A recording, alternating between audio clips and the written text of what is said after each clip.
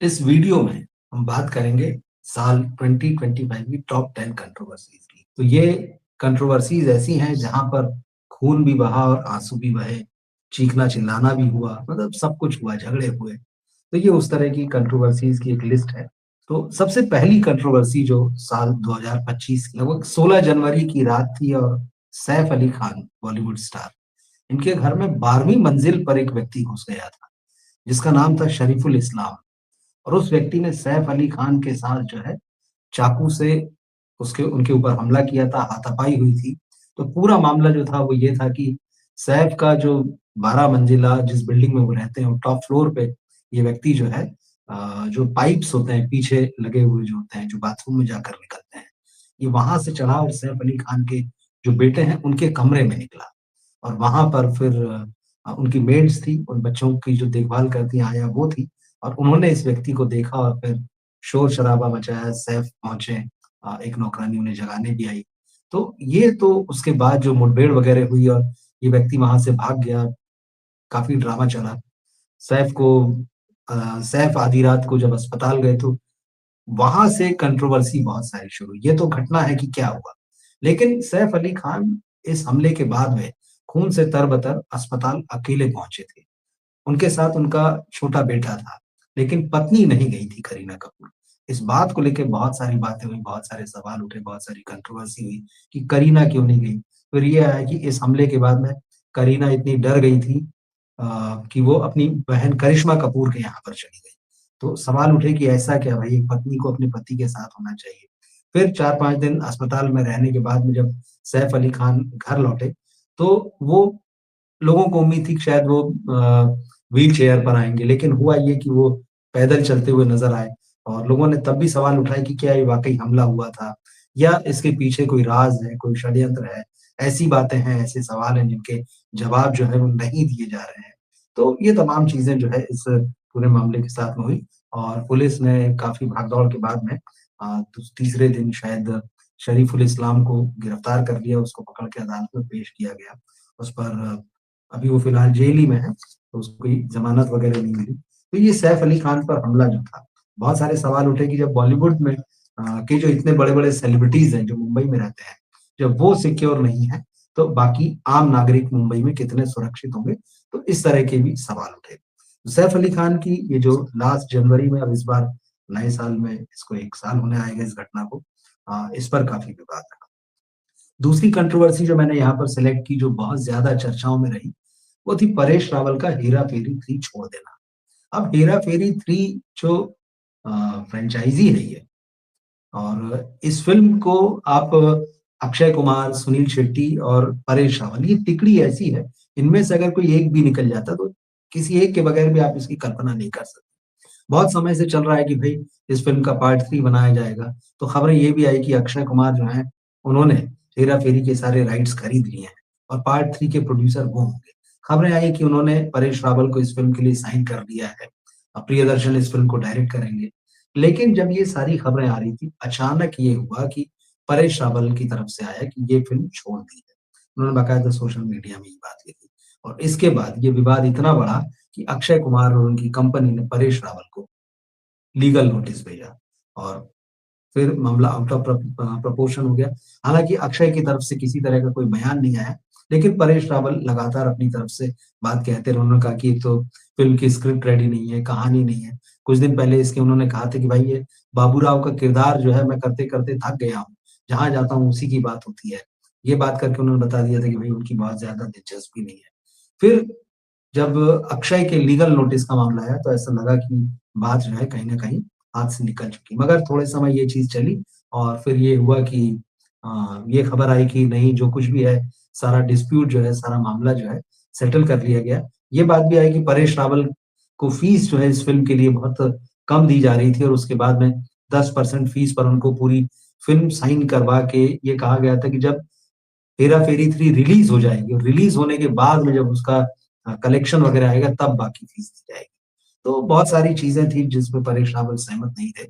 लेकिन फिर होते-होते ये हुआ कि भई अब सारा मामला खत्म हो गया है। ये भी कहा गया है कि ये कंट्रोवर्सी सिर्फ़ इसलिए पैदा की गई थी, जानबूझकर पैदा की गई थी कि लोगों की दिलचस्पी इस फ़िल्म में जागे। मगर जैसा होता है अंत भला तो सब भला, तो अब उम्मीद ये है कि इस फ़िल्म की शूटिंग जो है अगले साल शुरू होगी।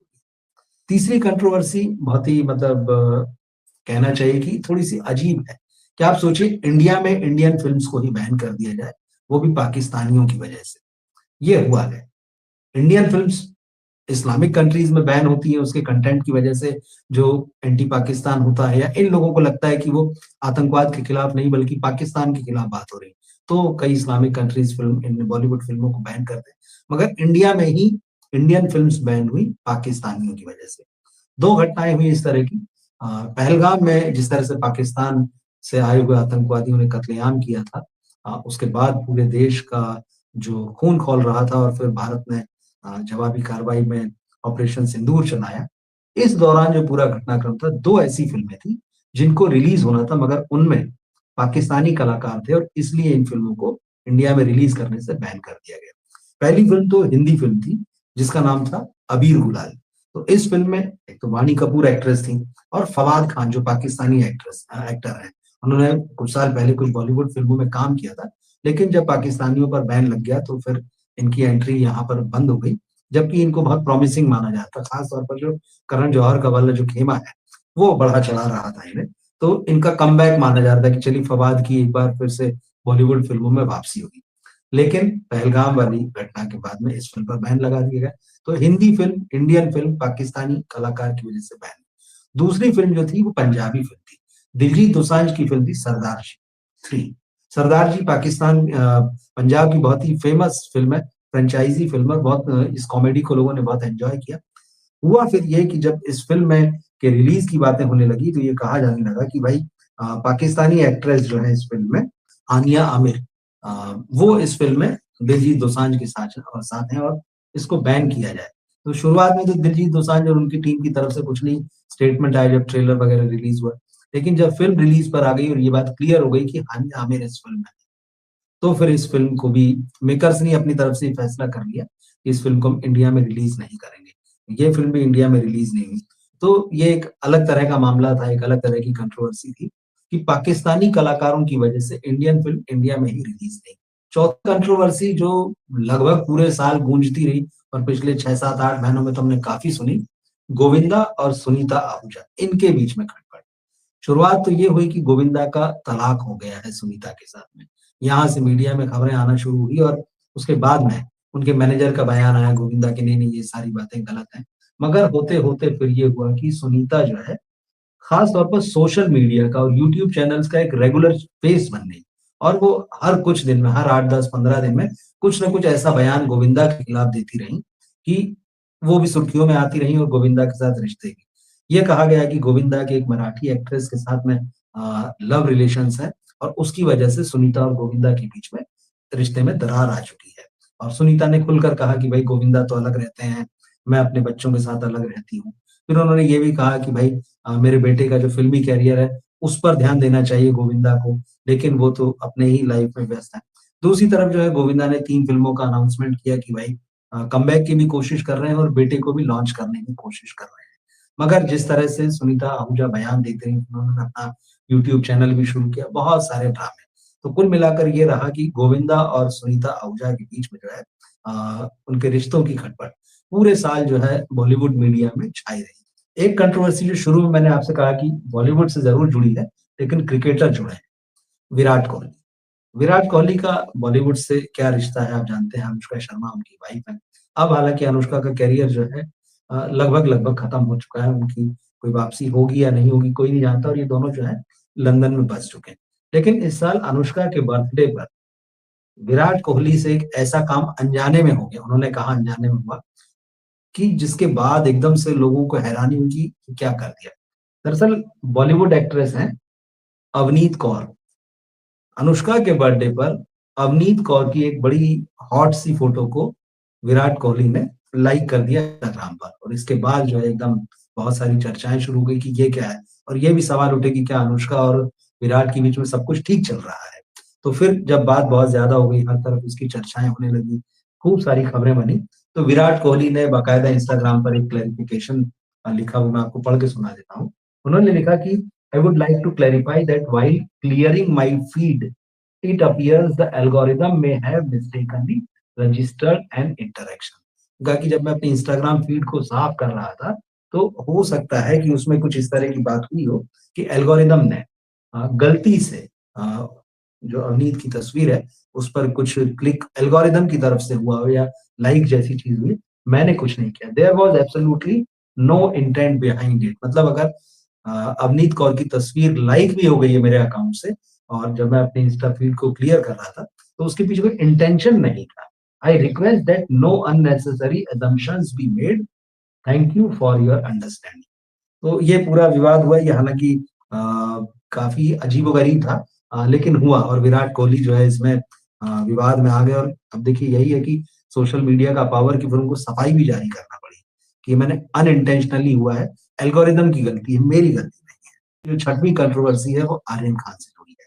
आर्यन ने इस साल बतौर डायरेक्टर डेब्यू किया, नेटफ्लिक्स पर उनकी वेब सीरीज़ आई बैड्स ऑफ बॉलीवुड। अब उसका एप्रिसिएशन और वो सारी चीज़ें तो एक तरफ, लेकिन वो अदालती मामलों में उलझ गए। समीर वानखेड़े जो नारकोटिक्स ऑफिसर हैं, एक समीर और आर्यन का एक पास्ट है, किस तरह से आर्यन खान को समीर वानखेड़े ने गिरफ्तार किया था ड्रग्स के मामले में और हालाँकि बाद में केस जो है वो अदालत में जब पहुँचा तो आर्यन खान बरी कर दिए गए। मगर वो सारी चीज़ें अपनी जगह हैं। इस bads of Bollywood web series में आर्यन खान ने एक कैरेक्टर दिखाया जो कि ठीक समीर वानखेड़े से मिलता-जुलता था लुक के हिसाब से और साथ ही साथ जो है उसको नारकोटिक्स ऑफिसर भी बताया और ड्रग से जुड़ा हुआ एक सीन क्रिएट किया कि ये ऑफिसर आया है बॉलीवुड पार्टी में और वो ये ढूँढ रहा है कि यहाँ कौन ड्रग्स ले रहा है या किसी के पास ड्रग है। अब वो जिस तरह से मजाकिया अंदाज में आर्यन खान ने इसको शूट किया था और सबको देखते ही ये समझ में आ गई कि अरे ये तो समीर वानखेड़े जो हैं उनका लुक अलाइक यहाँ लेकर आ गए हैं ये और ये जवाब दे रहे हैं कहीं न कहीं, उस घटना का मज़ाक उड़ा रहे हैं। ये बात जो है समीर वानखेड़े को बिल्कुल अच्छी नहीं लगी और उन्होंने दिल्ली हाई कोर्ट का दरवाज़ा खटखटाया। शुरुआत में कोर्ट ने कहा कि इसको आप जो उन्होंने अपील दायर की थी, उसको नए सिरे से दाखिल करने को कहा कुछ तकनीकी मुद्दों पर और उसके बाद फिर ये केस जो है अभी अदालत में चल रहा है। समीर वानखेड़े ने 2 करोड़ रुपए हर्जाने की माँग की है और ये कहा है कि शाहरुख खान, आर्यन खान, नेटफ्लिक्स की शाहरुख खान की कंपनी जो है, रेड चिलीज़ वो इसकी प्रोड्यूसर भी है। इन लोगों को माफ़ी माँगना चाहिए। तो अदालत में ये मामला आ चुका है।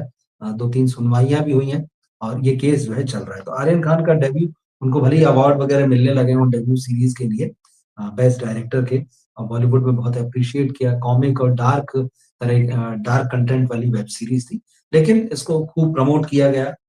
शाहरुख खान के होने की वजह से बॉलीवुड के तमाम सितारों ने इस वेब सीरीज़ में कहना चाहिए कि अपनी झलक भी दिखाई। बहुत कुछ हुआ, ज़बरदस्त हाइप रही इसकी। लेकिन उन सब के बीच में ये केस हुआ कि मामला जो है अदालत में पहुँच गया है। तो देखते हैं नए साल में इसका कोई फैसला आएगा या जैसा होता है अदालतों में तारीख पर तारीख वाला मामला ही रहेगा।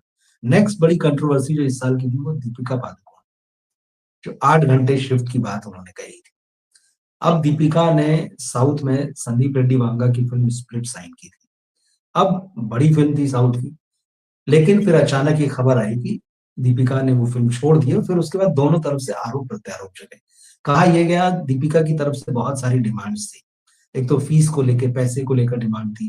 फिर आजकल वो जो चलता है कि बॉलीवुड सितारों के साथ उनका एक बहुत बड़ा स्टाफ चलेगा। फिर वो कैसे रहेगा, कहाँ रहेगा, क्या खाएगा, उसके आने-जाने के लिए जो महँगी व्यवस्था हो। लेकिन इन सब से बढ़ के था दीपिका ने कहा था कि मैं सिर्फ़ 8 घंटे काम करूँगी।